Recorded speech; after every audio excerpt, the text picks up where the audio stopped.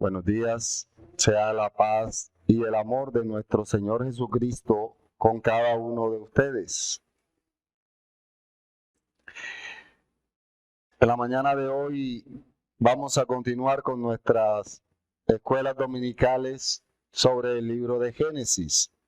Recordemos que en este mes, que es el último mes del trimestre, hemos estado estudiando el libro de Génesis. Ya hemos avanzado bastante. Pero antes de iniciar con esta escuela, quiero invitarlos a que me acompañen. Vamos a orar. Que sea el Señor dirigiéndonos y que sea el Señor edificándonos a través de su palabra. Vamos a orar, por favor. Amado Señor, Padre nuestro que estás en el cielo, a ti, Señor, sea toda la gloria y toda la honra. Aquí, Padre, hemos venido a alabarte en este tu día. Hoy queremos agradecerte, Señor, por permitirnos gozar de tu presencia en nuestras vidas. Gracias por darnos el pan, ese pan espiritual que es tu palabra, Señor, por edificarnos, por transformarnos, por hacernos cada día más a la imagen de tu Hijo amado y por la obra perfecta, donde Él fue sustituto nuestro y pagó la deuda que teníamos. Hoy te agradecemos, Señor, implorándote que nos des la sabiduría, la inteligencia para poder entender tu palabra, para poder aplicarla correctamente en nuestras vidas y que sea tu voluntad hecha en nosotros por encima de la nuestra, Señor. Ayúdanos y guíanos. Habla a nuestros corazones. Transfórmanos y edifícanos, Señor. Exhórtanos y sé tú nuestro Rey y Señor siempre. Gracias te damos en el poderoso nombre de Jesús. Amén y amén.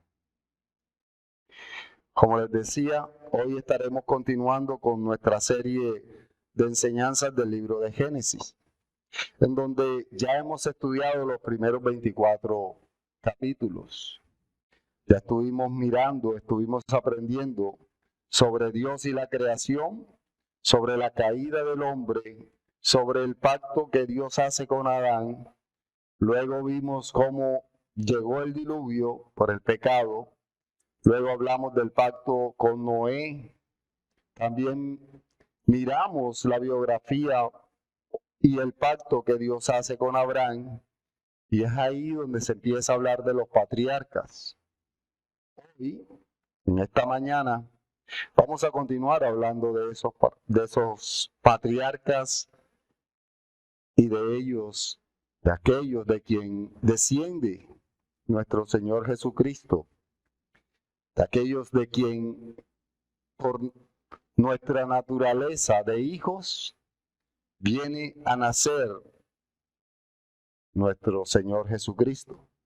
Hoy esta escuela es una biografía sobre Isaac y Jacob y está abarcada en los capítulos de Génesis del 25 al 36. Y vamos a estar exponiendo esta escuela tal cual como lo hemos dicho, hablando de la biografía de Isaac primeramente y luego de la biografía de Jacob, que son de quienes hablan en estos capítulos. Vamos a estar tratando de hacer el resumen más claro de todo lo que nos enseñan esta cantidad de capítulos, para ser exacto, 11 capítulos de Génesis. Esperemos y el Señor nos ayude con el tiempo. Vamos a hablar o vamos a dividir esta escuela en dos encabezados. El primer encabezado es la biografía de Isaac y el segundo encabezado es la biografía de Jacob. Vamos a dar inicio con nuestra primera biografía o con nuestro primer encabezado, que es la biografía de Isaac.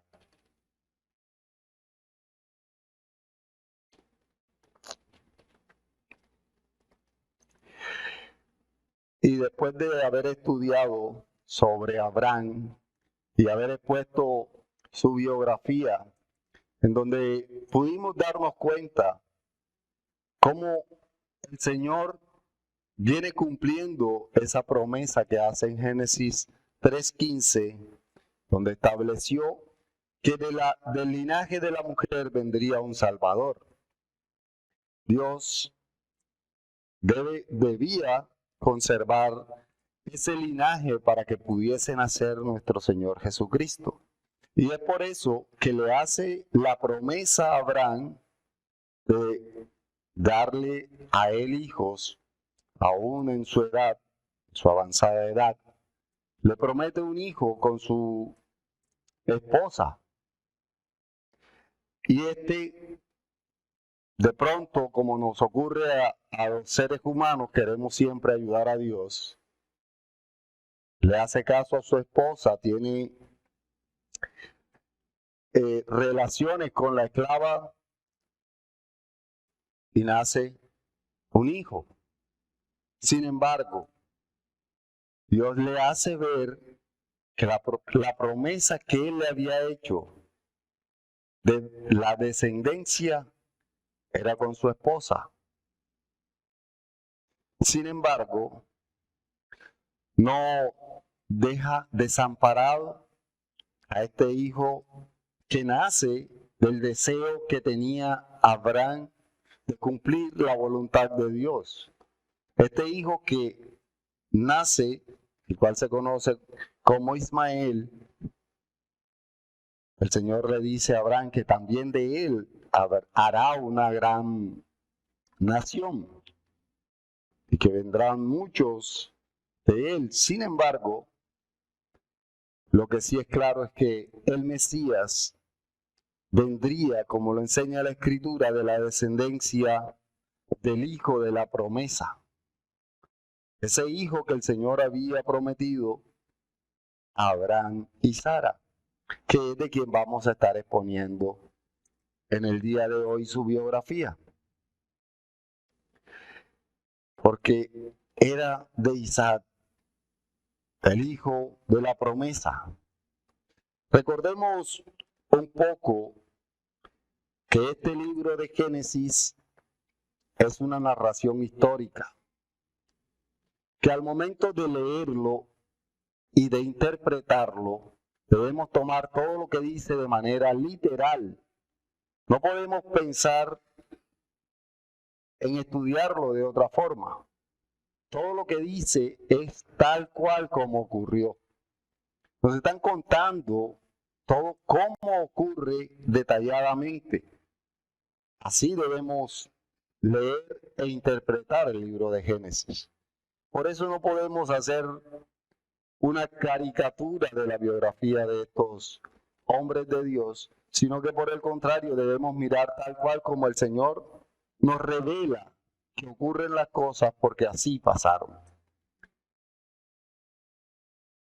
Este libro debe ser interpretado con claridad, porque Él es claro. Entonces, como estas escuelas se hicieron con el propósito de que pudiésemos animarnos a estudiar la Biblia y a entender lo que la Biblia dice, pues entonces veamos lo que ocurre en el desarrollo de la historia de Isaac.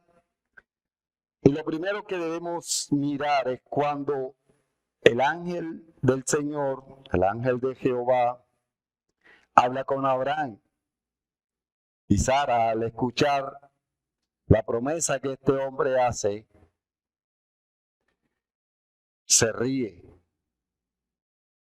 y dice que era algo imposible, porque ya ella, pues, no estaba en la capacidad de engendrar hijos, porque ya incluso había perdido, había pasado la etapa en la que se podía. Y de aquí empezamos a mirar el milagro maravilloso de cómo Dios le da un hijo a estos dos ancianos. Pero vamos a leer tal cual como lo dice la Escritura, en Génesis capítulo 18, versículos del 10 al 15. Génesis capítulo 18, versículos del 10 al 15, donde el Señor nos dice: entonces dijo, hablando del ángel, de cierto volveré a ti, y según el tiempo de la vida, he aquí que Sara tu mujer tendrá un hijo. Y Sara escuchaba a la puerta de la tienda que estaba detrás de él. Y Abraham y Sara eran viejos, de edad avanzada, y a Sara le había cesado ya la costumbre de las mujeres. Se rió pues Sara entre sí, diciendo: después que he envejecido, ¿tendré deleite, siendo también mi señor ya viejo? Entonces Jehová dijo a Abraham: ¿por qué se ha reído Sara, diciendo: ¿será cierto que he de dar a luz siendo ya vieja? ¿Hay para Dios alguna cosa difícil? Al tiempo señalado volveré a ti, y según el tiempo de la vida, Sara tendrá un hijo. Entonces Sara negó diciendo: no me reí porque tuve miedo, porque tuvo miedo. Y él dijo: no es así, sino que te has reído. En este texto hay una pregunta que muchos teólogos se hacen, y es el por qué se ríe Sara. Algunos dicen que por incredulidad, otros dicen que por burla, otros dicen que por alegría, otros aún llegan a decir que porque ve el imposible de tener un hijo a su edad y en las condiciones en las que se encontraba. Y aún hay muchas posturas más. Sin embargo, podríamos decir que de todo hay un poco. Sí hay incredulidad, sí hay esa alegría, y sí hay esa mirada de ver cómo era algo imposible. Y es aquí donde vemos un gran milagro, y el ángel del Señor, que luego estaremos hablando de esa palabra del ángel del Señor, le hace ver que para Dios no hay nada imposible. Él le estaba diciendo todo como iba a ocurrir, y así, tal cual como él le dijo, así pasó. No hubo nada que no ocurriera de la manera en que él se lo decía. Sin embargo, cuando Sara queda embarazada, le coloca a su hijo el nombre de Isaac, que tiene un significado bastante conocido por muchos. Isaac significa risa. Y cuando Sara habla de ese significado de Isaac, hace ver que sí había alegría en ella, y que sí, ella se reía de gozo, aunque había incredulidad. Y ve que esa risa no será solo de ella, sino que sería de muchos, basándose en la promesa que Dios le había hecho a Abraham, cuando le dijo que de su descendencia todas las naciones iban a ser bendecidas, y sabía claramente que vendría de ese linaje el Salvador. Por eso que podemos darnos cuenta que sí había felicidad en Sara cuando el Señor le da la noticia de que va a ser madre. Esto lo podemos verificar en Génesis capítulo 21, en los versículos 6 y 7. Acompáñenme, por favor.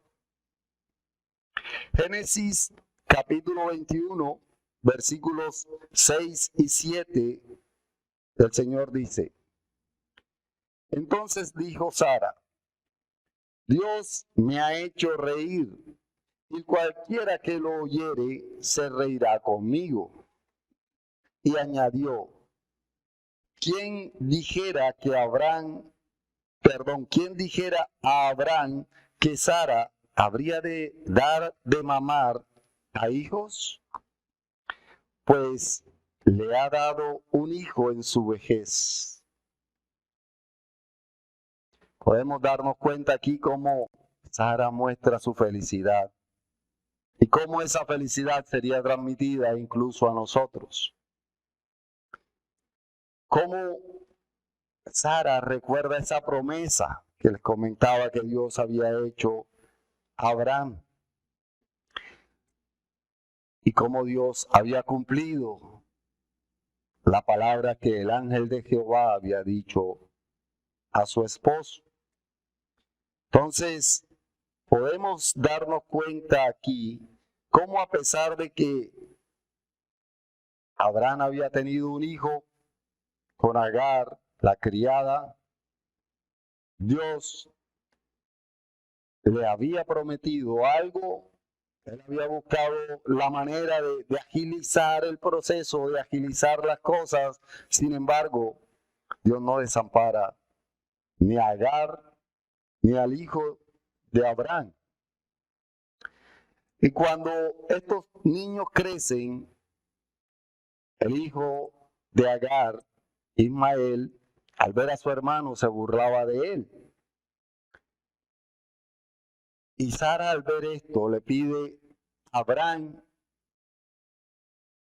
que debía expulsarlos de su tienda, que debía echarlos, porque no quería que Ismael estuviera al momento de heredar no solo los bienes materiales, sino la promesa que Dios había hecho.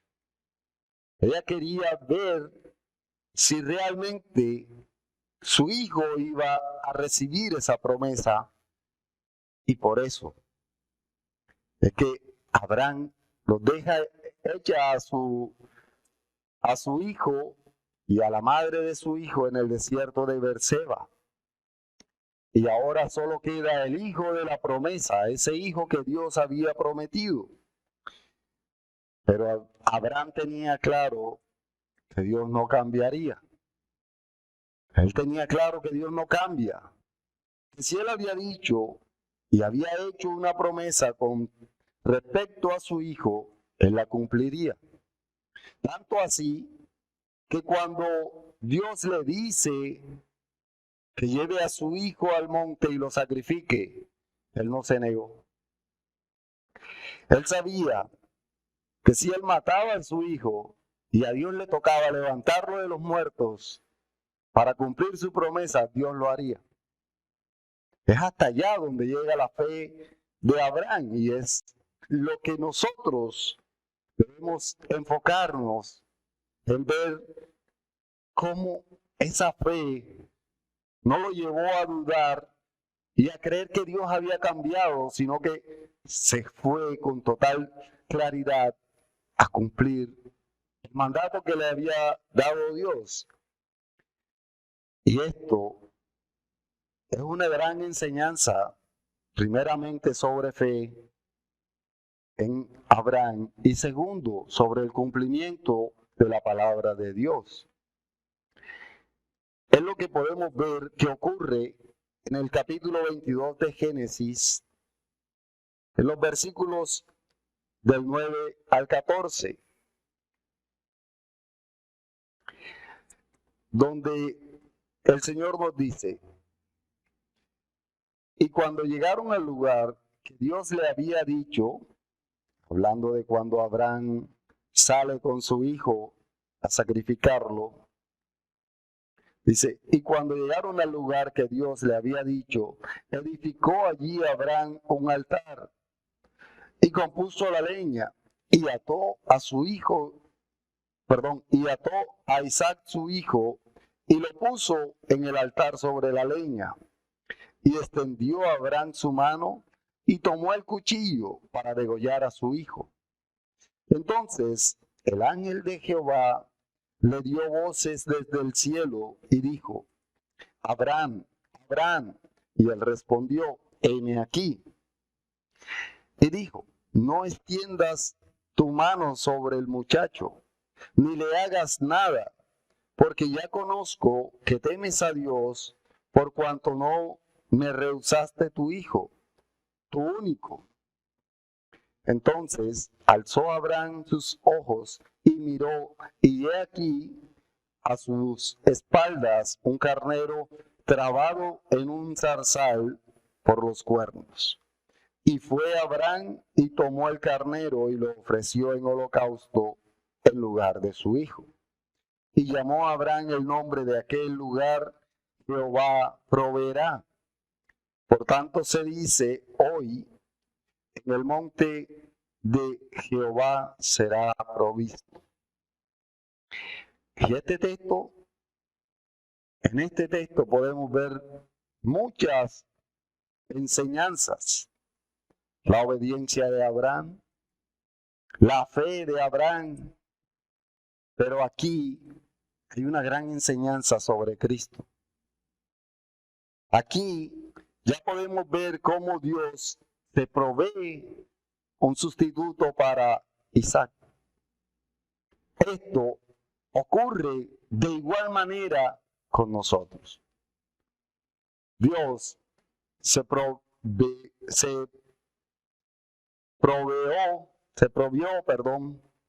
un sustituto nuestro, un cordero perfecto, y es lo que vemos de nuestro Señor en la cruz. El Señor muestra en estos textos mucha enseñanza de Cristo, en especial en este, donde podemos ver cómo,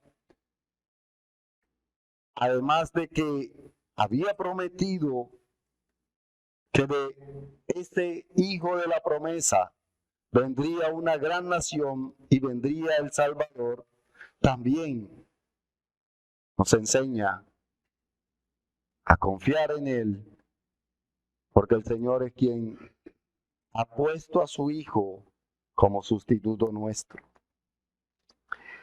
El Señor claramente muestra en este texto. Ya en el capítulo 24 se nos enseña que cuando ya Abraham estaba viejo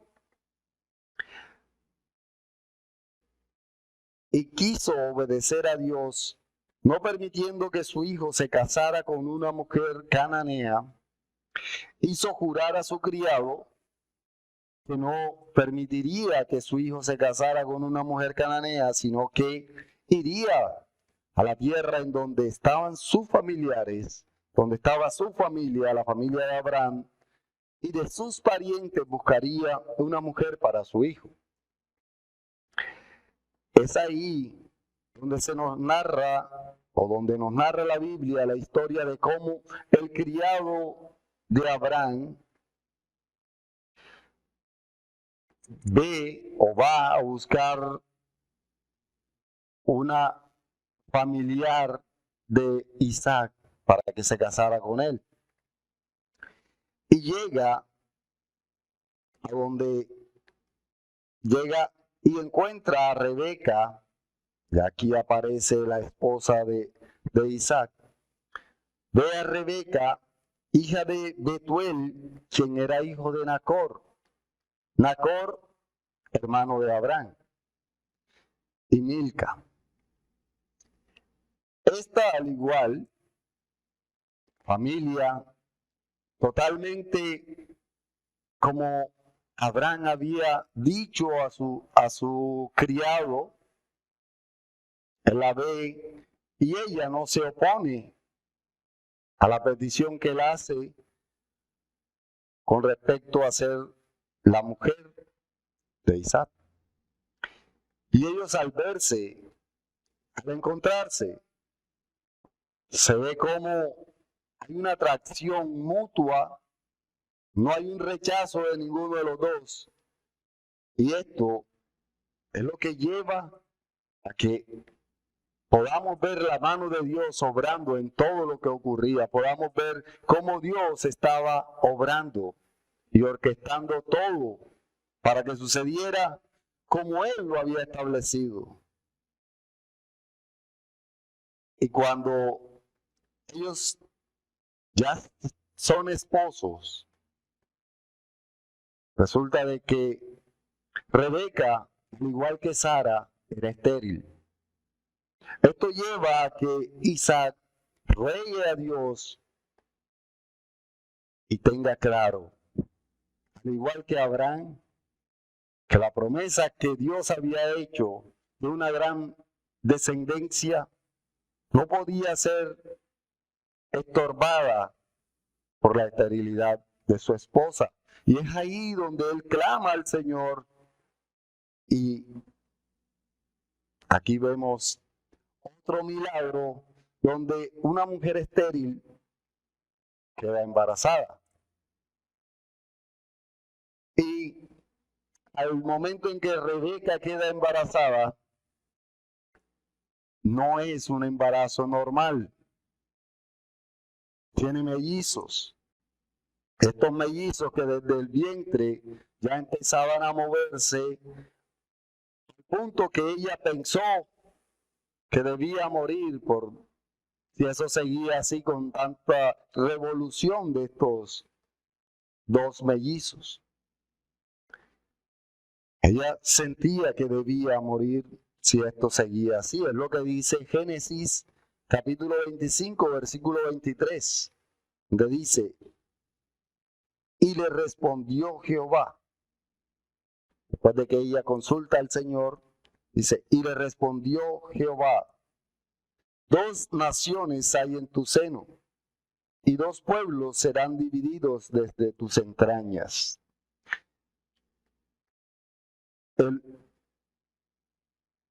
Desde tus entrañas. El un pueblo será más fuerte que el otro pueblo, y el mayor servirá al menor. Ya Dios le empieza a mostrar, y ella empieza a tener claridad de por qué había tanta revolución entre estos dos niños. Estos niños que al nacer también tuvieron un nacimiento extraordinario o diferente. Y tenían una gran diferencia entre ellos. El mayor era velludo. Al salir nos dice la escritura que era bastante velludo.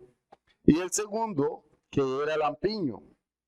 Además, había algo totalmente extraño, ya que el segundo sale agarrando el talón del primero.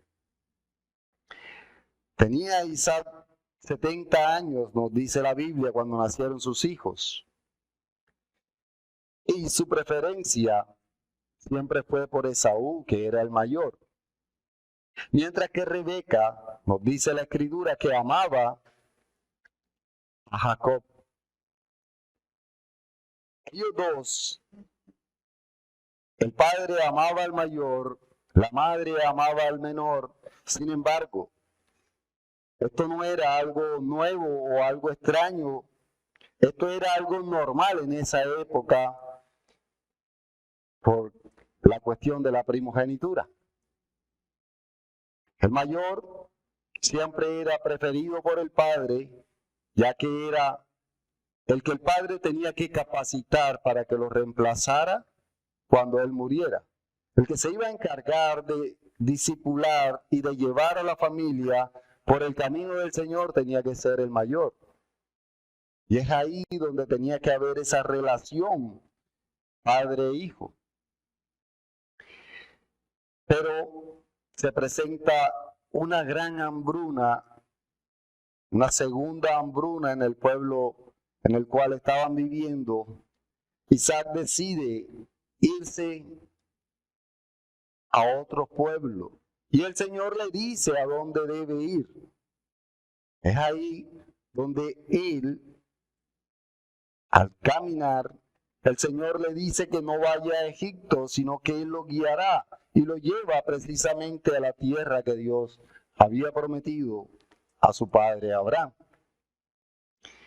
Pero al llegar a Gerar, nos dice la Escritura que como su esposa Rebeca era muy hermosa, él comete el mismo error o el mismo pecado que su padre.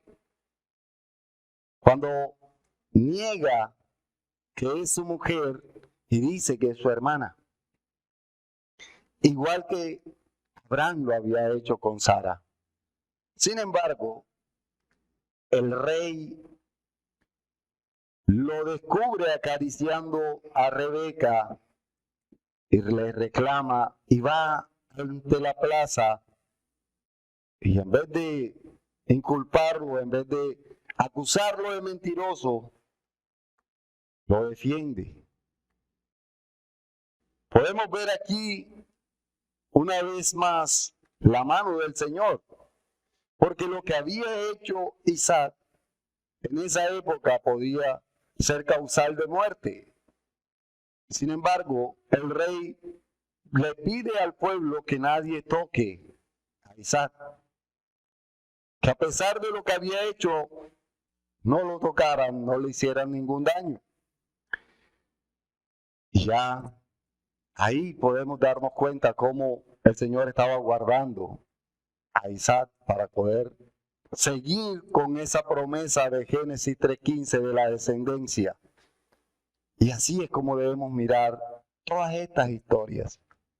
Pero cuando ya Isaac estaba viejo, ya a punto de morir, nos dice la Escritura, que quiso bendecir a su hijo mayor, que era su preferido y que era el que por la costumbre debía recibir la bendición de su padre. Dice la Escritura que con la ayuda de su madre, Jacob engaña al padre y recibe la bendición.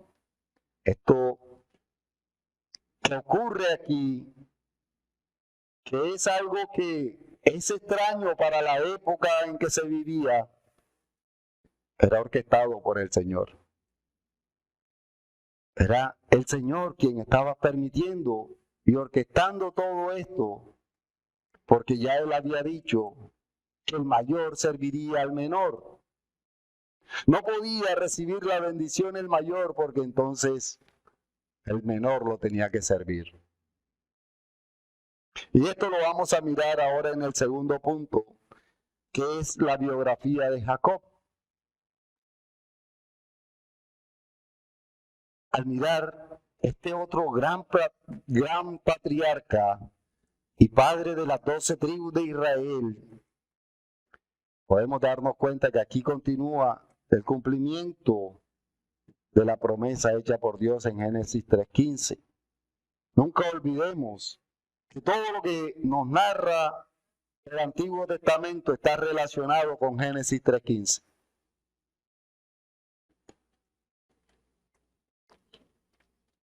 Todo lo ocurrido va directamente al cumplimiento de esa promesa. Cuando leamos todo el Antiguo Testamento, tengamos en mente que el Señor está cumpliendo esa promesa. Y como ya veíamos y leíamos, el mayor debía servir al menor. Esto no era aceptable en la época. Esto no se aceptaba en cuanto a los contemporáneos. La cultura no aceptaba que el mayor sirviera al menor. Sin embargo, Dios en su soberanía sí lo había establecido y así podemos ver qué ocurrió.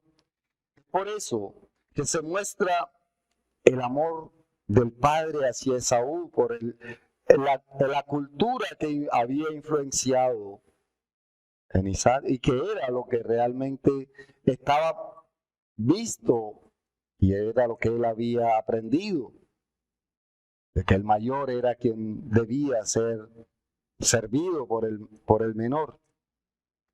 Esto no era algo nuevo, esto era algo común. Sin embargo, podemos darnos cuenta cómo hay un favoritismo, y es lo que nos dice Génesis en el capítulo 25, los versículos 27 y 28.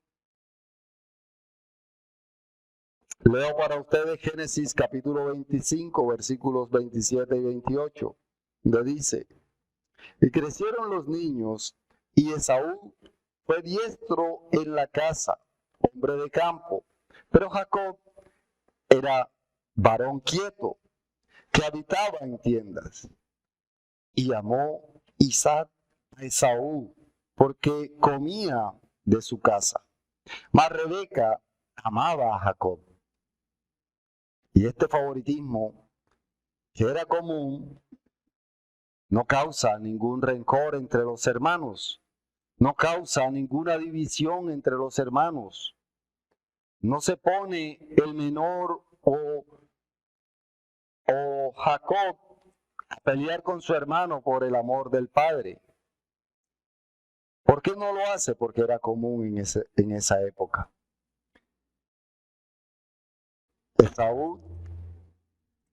Esaú, por complacer a su padre, terminó siendo alguien dedicado a la casa, dedicado a los trabajos del campo, mientras que su hermano Jacob, que es de quien estamos hablando, se dedicó más a las labores del hogar y ayudar a su madre.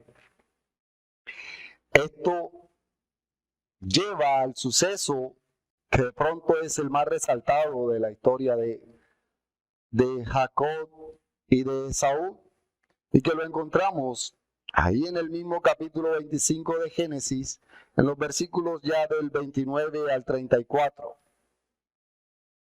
Leo para ustedes Génesis capítulo 25, del 29 al 34, donde nos dice: y guisó Jacob un potaje, y volviendo Esaú del campo, cansado, dijo a Jacob: te ruego que me des a comer de ese guiso rojo, pues estoy muy cansado. Por tanto, fue llamado su nombre Edom. Y Jacob respondió: véndeme en este día tu primogenitura. Entonces dijo Esaú: he aquí, yo me voy a morir. ¿Para qué pues me servirá la primogenitura? Y dijo Jacob: júramelo en este día. Y él le juró. Y y vendió a Jacob su primogenitura. Entonces Jacob dio a Esaú pan y del guiso de las lentejas. Y él comió y bebió, y se levantó y se fue. Así menospreció Esaú la primogenitura. Este texto, que sé que muchos lo hemos escuchado y lo hemos leído, pero también sé que muchos puede que no lo hayamos entendido. ¿Por qué digo que muchos de pronto no lo habremos entendido? Porque no conocemos el valor que tenía la primogenitura. Porque no es costumbre para nosotros hoy ni siquiera la palabra. Pero cuando nos dice la Escritura que al Esaú venderle a su hermano la primogenitura o cambiársela por un plato de lentejas, está menospreciando, está quitándole el valor, la importancia a todo lo que significaba recibir la mayor parte de todo lo que pertenecía al papá. No hablando solo en lo material, porque recordemos que Dios había prometido a Abraham no solo tierra, sino la descendencia que pisaría la cabeza de la serpiente. Y él menospreció incluso las bendiciones de Dios. Sin embargo, Jacob, quien sí conocía la historia de Abraham, valoró y apreció lo que su hermano estaba dando por tierra. Él sabía que era de suma importancia la primogenitura en este caso.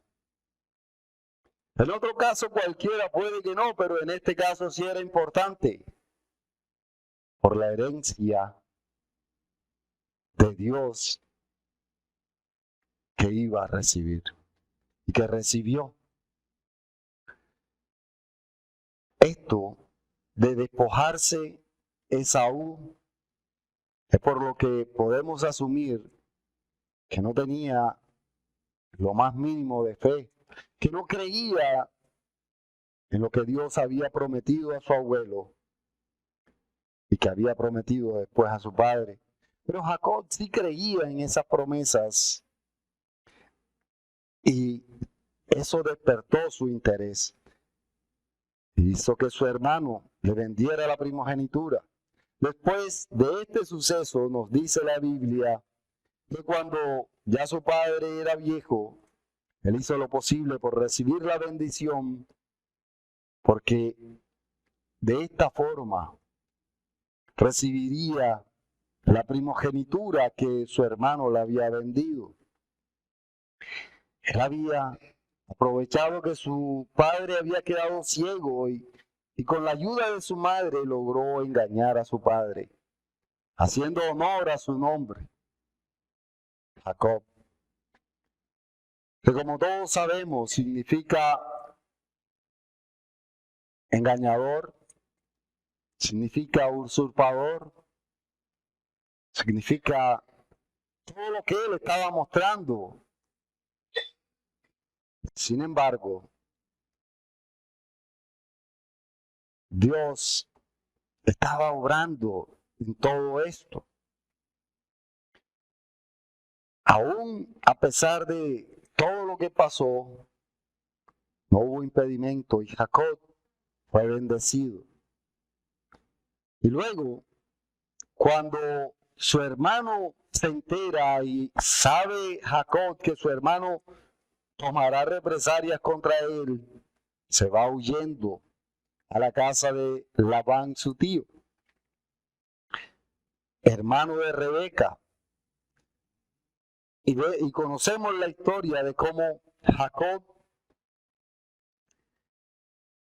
llega y se ofrece a trabajar con su tío por el amor que siente por Raquel. Sin embargo, su tío ahora le devuelve el engaño. Su tío actúa de igual manera que él había actuado durante toda su vida. Y en vez de entregarle a Raquel, quien era la que Jacob había visto inicialmente y de quien se había enamorado, usando el término enamorar en la buena expresión, a quien había amado, su padre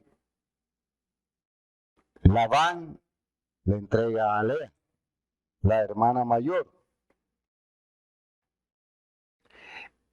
Y cuando esto ocurre, él se ofrece a seguir trabajando al mismo tiempo para que realmente recibir a la que él amaba. Y de esta forma vemos cómo trabaja al mismo tiempo y termina viviendo con las dos, teniendo hijos con las dos y con las esclavas de las dos. Es ahí donde viene la descendencia del pueblo de Israel. Y aquí es donde podemos ver el cambio entre Jacob por Israel. Esto que ocurre cuando Jacob pelea con el ángel, nuevamente aparece el ángel de Jehová y en esta pelea se le es cambiado el nombre de usurpador, el nombre de engañador, por el nombre de príncipe de mi pueblo, que es lo que significa Israel.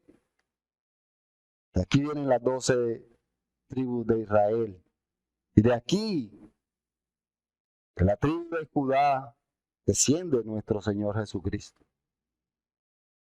Y es ahí donde se puede ver el cumplimiento de la promesa hecha en Génesis 3:15, que es el hilo conductor de toda esta historia, de todos estos sucesos. Ya para concluir, quiero que podamos ver que en estas dos biografías, la mano de Dios estuvo siempre obrando. Y por su inmensa misericordia, Dios usó a estos hombres para que fuesen del linaje escogido por Dios para que naciera nuestro Señor Jesucristo. Ahora sí, podemos entender cuál es el propósito de estas narraciones históricas. ¿Cuál es el propósito de conocer estas biografías? Al saber que Dios lo hace con un propósito espectacular y es conservar la descendencia de Eva para que naciera el que pisaría la cabeza de la serpiente. Algo que no podemos pasar por alto de esta biografía en especial de la biografía de Jacob, es que Dios lo escogió desde antes de que él naciera. Aquí podemos ver también la elección y cómo no había hecho él nada, Esaú no había hecho nada, sin embargo Dios escoge, porque a él así le plació. Eso es lo que nos dice el apóstol Pablo en Romanos capítulo 9, versículos del 13 al 16, y con este texto termino, creo que ya estoy sobre el tiempo. Leo para ustedes Romanos 9, del 13 al 16, donde se nos dice: como está escrito, a Jacob amé, mas a Esaú aborrecí. ¿Qué pues diremos? ¿Que hay injusticia en Dios? En ninguna manera. Pues a Moisés dice: tendré misericordia del que yo tenga misericordia, y me compadeceré del que yo me compadezca. Así que no depende del que quiere ni del que corre, sino de Dios que tiene misericordia. Amén. Podemos darnos cuenta cómo Dios escogió a Jacob, no por Jacob, sino porque Dios así lo quiso. Ahora vamos a orar, luego preguntas y aportes. Acompáñenme a orar, por favor. Padre amado, bendito Salvador, a ti te damos gracias, Señor, porque tú nos instruyes a través de tu palabra. Porque, Señor, a través de estas biografías, a través de estos hombres, tú nos enseñas y nos muestras tu amor, tu soberanía y sobre todo tu misericordia, Señor. Ninguno de estos hombres era superior a otro. Ninguno de estos dos hombres merecían nada. Sin embargo, a ti te plació, Señor, conservarlos y usarlos para que naciera el Rey de Reyes y Señor de Señores, para que de su descendencia viniera nuestro Señor Jesucristo a salvar a todo su pueblo, a salvarnos a nosotros, a darnos vida. Gracias, Padre, por todo tu amor para con nosotros. Y perdónanos por todas las deficiencias y por todo lo que pasamos por alto, Señor. Guíanos y ayúdanos. En el poderoso nombre de Jesús te lo imploramos. Amén y amén. Aporte, pregunta, el pastor Gerley levanta la mano, el hermano Manuel también. Gracias, Pastor Pedro, por la exposición. Un abrazo a la congregación. Algo importante que resaltar en el relato del capítulo 25 al 35. Al 36.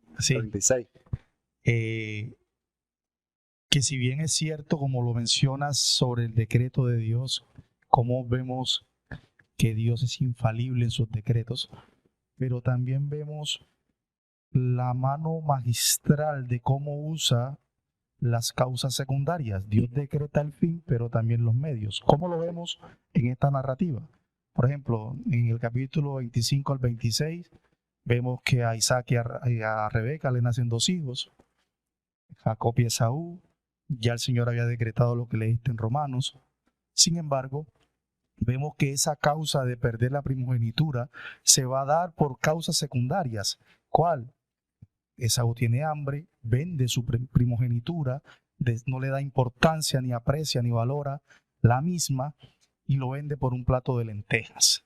Pero luego también vemos otro dato importante de las causas secundarias. No solo le bastó a Esaú vender su primogenitura por las lentejas, sino que en su lecho de muerte Isaac, que quiere bendecir a Esaú porque lo considera su primogénito, Isaac ignora todo lo que ha sucedido con la venta de la primogenitura y todo lo demás. Sin embargo, Rebeca y Jacob engañan a Isaac. En su lecho de muerte, Isaac termina bendiciendo a Jacob en lugar de Esaú. Eso también muestra, repito, las causas secundarias, cómo se da un engaño para que la bendición recayera sobre el hijo, sobre el segundo hijo y no sobre el primero. Luego se entera Esaú del engaño, jura matar a Jacob. Jacob se va huyendo, providencialmente va donde su tío Labán, se encuentra con Raquel, se enamora de Raquel, como bien lo expusiste, recibe un caldo de su propia medicina. Labán le ofrece que trabaje 7 años por Raquel y luego el día de la boda lo engaña y le entrega a Lea en lugar de Raquel, y le toca trabajar otros 7 años más por Raquel. Pero también vemos que en medio del relato la providencia del Señor es visible. Miren otra cosa importante.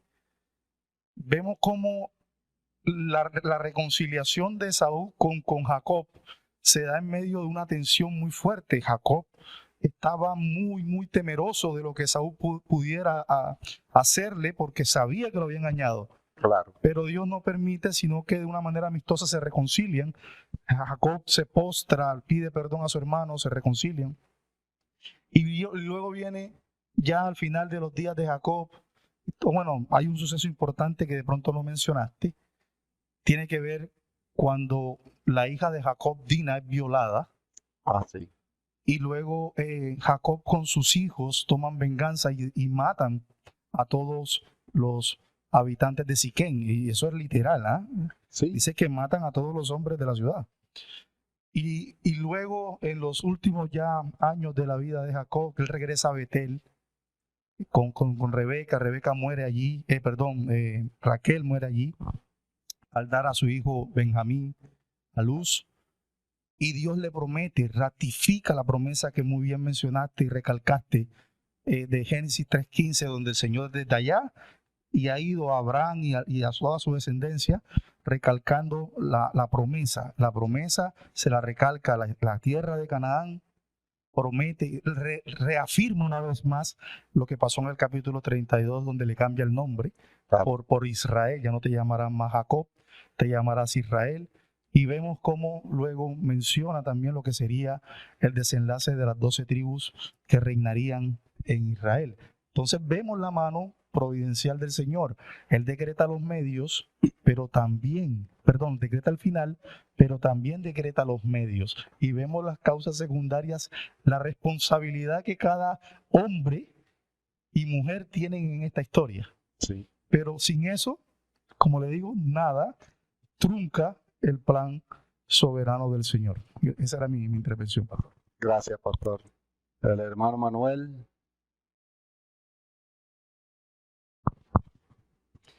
Buenos días, amada iglesia. Buenos días. Bueno, Dios me los bendiga grandemente. Pues el relato que el pastor Pedro hoy ha expuesto es excelente y acá termina nuestro pastor Gerlen de concluirlo.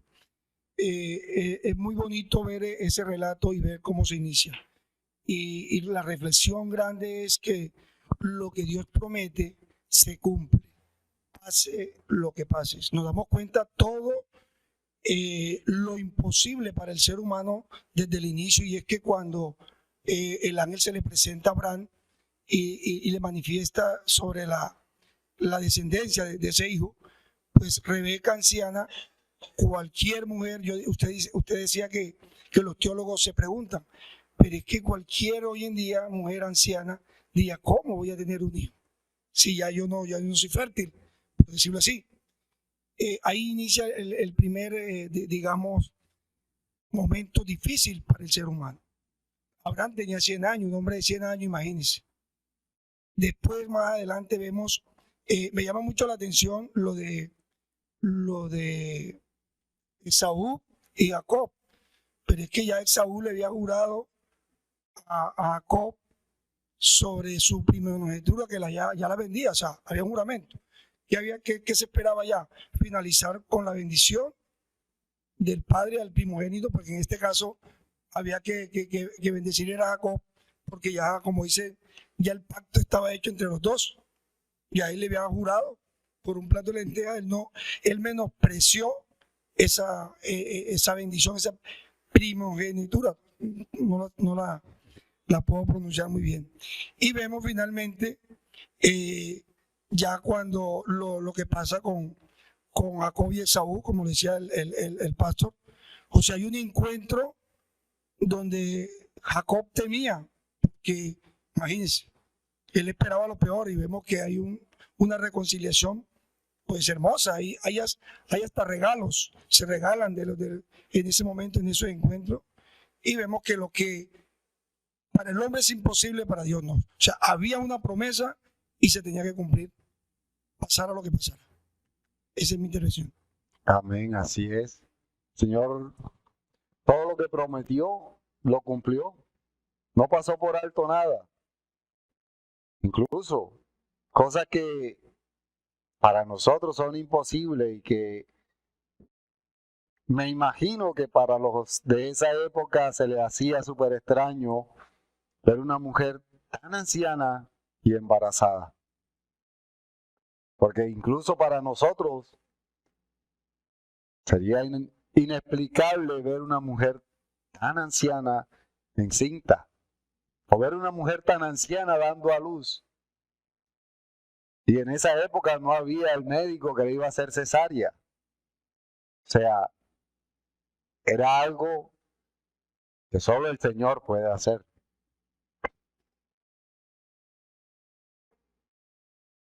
Hermana Vero. En esas historias se puede ver hombres de fe, pero tampoco son dignos en su totalidad de seguirlo, porque hubo mentiras, hubo traición, hubo engaño, y lo que todo apuntaba era Cristo. O sea, que nosotros podemos ver esas historias para no repetirlas, pero apuntando al Cristo, que es el único que podemos pues seguir. Sí, a pesar de la fe de Abraham, a pesar de la fe de Isaac, a pesar de que fueron grandes hombres de Dios, como hombres, también cometieron errores, también pecaron.